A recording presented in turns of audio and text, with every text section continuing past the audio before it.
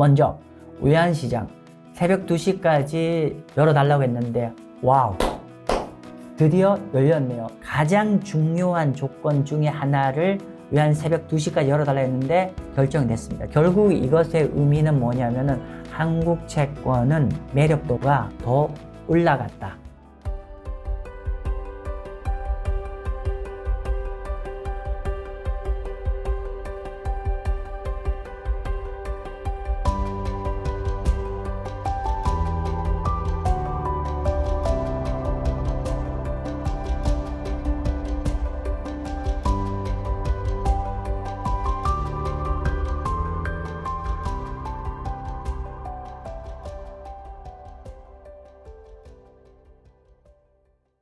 네, 안녕하세요. 마경환입니다. 오늘은 모처럼 만에 한국 국채 관련된 내용을 좀 다루고자 합니다. 제가 지속적으로 말씀드린 게 미국 국채보다는 한국 국채가 더 매력적이다라고 지속적으로 말씀을 드려왔고 제 견해였죠. 그렇게 보는 견해 중에 가장 중요한 논거 중에 하나가 한국 국채가 아마도 금년 9월 달에 WGBI 인덱스에, 즉 월드 거버먼트 본드 인덱스에 편입될 가능성이 높다라고 연초에 말씀을 드렸습니다. 지난 4월 9일입니다. 4월 9일 날 말씀드린 그 내용, 지금 현재 어떻게 흘러가고 있는지 그거 오늘 업데이트 드리는 시간을 가지도록 하겠습니다. 자, 보면은 여기가 지난 4월 9일 날 동영상입니다. 지난 4월 9일 어떤 얘기를 했냐면은 3월 말자로 저희가 WGBI 인덱스에 편입되는 게 실패를 했었고 9월 달에는 저희가 편입될 가능성이 굉장히 높다라고 말씀을 좀 드렸고, 왜냐하면은 WGBI 인덱스 측에서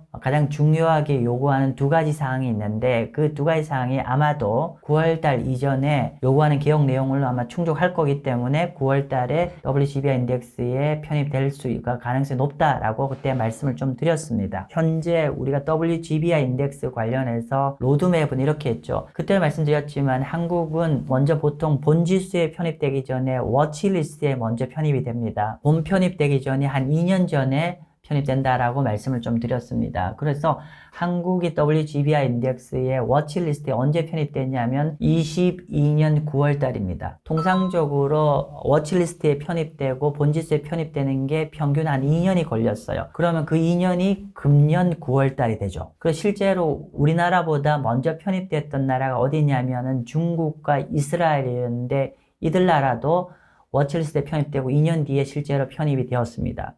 그렇게 봤을 때는 우리가 워치리스트에 편입된 지가 만 2년 되는 금년 9월 달에 본지수에 편입될 가능성이 높고요. 그리고 실제로 WGBI 인덱스 측에서 요구하는 두 가지 조건도 지금 충족이 될 가능성이 높기 때문에 금년 9월 달에 될 가능성이 높다고 말씀드렸고, 만약에 금년 9월 달에 글로벌 채권 지수에 한국이 편입된다고 하면은 실제로 글로벌 자금들은 내년 3월 달부터 본격적으로 유입될 거라고 제가 지난 3월 달에 로드맵을 말씀 좀 드렸습니다.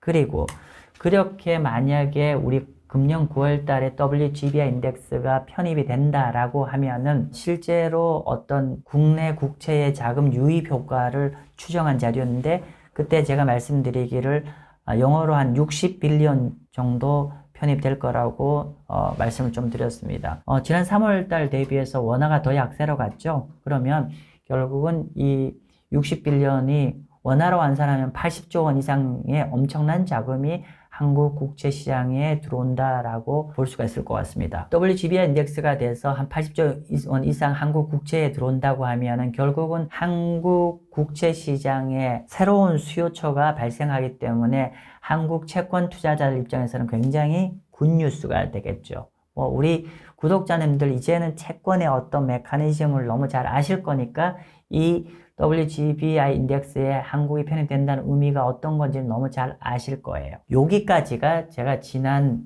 4월 9일 날 말씀드렸던 내용입니다. 이 내용 관련해서 좀 더 자세한 걸 보고 싶으시면 그 4월 9일자 동영상을 다시 한번 보시면 좀 정확하게 이해되실 겁니다. 오늘은 이제 이 앞에 이 내용이 오늘의 주제가 아니라 그때 제가 얘기했던 두 가지 핵심 요소들, 핵심 컨디션, 그때 제가 두 가지 제시했거든요. 보실게요. 여기 보시면은 WGBI에서 요청하는 외환시장 개방 관련해서 두 가지 핵심 요청을 했는데 그게 뭐냐면 한번 볼게요. 첫 번째는 뭐냐면은 외국인 투자자들이 본인들이 기존에 쓰고 있는, 예를 들면 런던이나 뉴욕에서 현재 거래하고 있는 기존 계좌들을 한국의 증권사에 별도의 계좌 어카운트를 오픈하지 않고 그냥 거래할 수 있게 해주세요 라는 요청을 했어요. 이게 바로 뭐냐면, 영어로 여기 적혀 있는지 모르겠는데 여기 있어요. 옴니버스 어카운트입니다. 옴니버스 어카운트는 외국인 투자자가 국채를 거래할 때 별도로 국내 증권사에 계좌를 개설할 필요 없이 기존에 자기들이 쓰는 계좌를 그냥 쓰게 해주세요가 요구 조건이었어요. 지금까지는 그게 안 됐어요. 지금까지는 외국인이 국내에 주식이나 채권을 거래하기 위해서는 별도로 국내 증권사에 어카운트를 오픈했어야 되거든요. 되게 불편하잖아요. 그런데 이게 그들의 첫 번째 요구 조건이었고요. 기존 계좌 쓸 수 있게 해주세요. 옴니버스 어카운트 열어주세요. 허용해주세요가 첫 번째 요구 조건이었고, 두 번째 또 중요한 게 뭐냐면은 한국의 외환시장이 기존에 오전 9시부터 오후 3시 30분까지만 지금 외환시장이 열리거든요. 즉 오후 3시 반 넘어서부터는 한국의 외환시장이 닫혀요. 그런데 런던이나 뉴욕에서 미국이나 유럽의 투자자들이 이런 거죠. 자기들 장이 열렸을 때 한국의 외환시장이 열려 있어야 원활하게 거래할 수가 있을 거잖아요. 그런데 지금은 한국 시장이 그 시간에 다 닫혀 있기 때문에 되게 한국을 투자하는데 불편했죠. 그래서 이네들이 요구한 게 뭐냐면은 오후 3시 30분에 마감하지 말고 다음날 새벽 2시까지 외환시장을 열어달라고 했어요. 특히 뉴욕 시장에서 오전장 열리는 동안엔 적어도 한국의 외환시장도 열어달라는 게 이네들의 요청사항이에요. 정리를 하면은 두 번째 요구 조건이 외환시장을 지금 오후 3시 반인데 다음날 2시까지 열어줘가 요구사항이었습니다. 정리해볼까요? WGBI 인덱스가 한국의 어떤 FX 마켓의 요구 조건으로 두 가지를 얘기했다. 첫 번째, 기존 계좌로 한국 국채를 거래할 수 있게 해줘. 즉, 옴니버스 어카운트를 인정해줘가 첫 번째였고, 두 번째, 외환시장을 다음날 새벽 2시까지 열어줘. 이 두 가지가 요구 조건이었습니다. 그래서 제가 그때 얘기가 뭐였냐면은 9월 달에 한국이 편입될 가능성이 높다고 얘기한 게 뭐냐면, 한국 정부가 이 두 가지를 7월 정도에는 허용해 줄 거라고 그때 말씀을 드렸거든요. 정말 했는지 오늘 그거 확인하려고 이 자료를 만들었습니다. 먼저 외환시장 새벽 2시까지 열어달라고 했는데 와우, 드디어 열렸네요. 제가 요거는 기획재정부 기사를 그대로 캡처해 왔습니다. 6월 17일 자료고 한데 여기 보세요. 기사 보십시오. 7월 1일부터 다음날 새벽 2시까지 연장될 예정이다. 가장 중요한 조건 중에 하나를 외환 새벽 2시까지 열어달라 했는데 결정이 됐습니다. 7월 1일부터. 오늘 방송 촬영 일자가 7월 1일이거든요. 오늘부터 외환시장이 오후 3시 반에 문 닫는 게 아니라 다음날 내일 새벽 2시까지 열린다. 그래서 첫 번째 조건 해결됐죠. 그죠? 자, 그리고 두 번째가 뭐였죠? 옴니버스 계좌를 인정해다오잖아요. 그래도 저 마생투가 글로벌 시장을 커버하는 채널이니까 우리 구독자님도 좀 격조 있게 제가 해드릴게요. 죄송합니다. 제가 좀 게을러서 영문 자료 그대로 가져왔는데 제가 어저께 공부를 하면서 한 자료인데 이게 블룸버그에서 터미널에서 바로 캡처해온 정보입니다. 그냥 간단히 보면요. 어저께 지난주에 최상목 경제총리가 얘기를 하면서 옴니버스 어카운트가 이제 7월 1일부터 시행된다라고 발표를 했어요. 여기 있네요. 조금만 읽어볼게요. 제가 영문 자료 그대로 들고 온 이유입니다. 보면은 이렇게 옴니버스 어카운트 시스템의 도입은 뭐냐면은 한국 시장에 접근하는 외국인들의 접근을 편하게 만들기 위한 꼭 필요한 조건이라고 얘기했습니다. 즉 정리를 하면은 옴니버스 어카운트 시스템이 도입이 되어야 외국인들이 한국에 국채 투자하기가 굉장히 편해진다는 겁니다. 그래서 FTS의 월드 거버먼트 본드 인덱스에 편입되기 위해서 꼭 필요한 조건이었대요. 근데 이게 7월 1일자로 오늘부터 시행된답니다. 요 얘기를 외국인들 시각에서 한국 국채 옴니버스 어카운트의 시행의 어떤 임플리케이션, 시사점을 외국인 시각에서 설명드리려고 이렇게 말씀드렸습니다. 그리고 이 하단은 역시 여러분 중에서 좀 더 공부를 좀 더 하고 싶은 분들을 위해서 옴니버스 어카운트가 뭐예요? 라고 물어보시는 분들을 위해서 만들었습니다. 그러면 결국은 아까 크게 두 가지 최근에 우리 정부에서 7월 1일자로 시행을 됐잖아요. 그럼 이 두 가지가 왜 어떤 의미인지를 외국인들이 좀 어떻게 보는지를 정리를 한 겁니다. 그 여기 딱 있어요.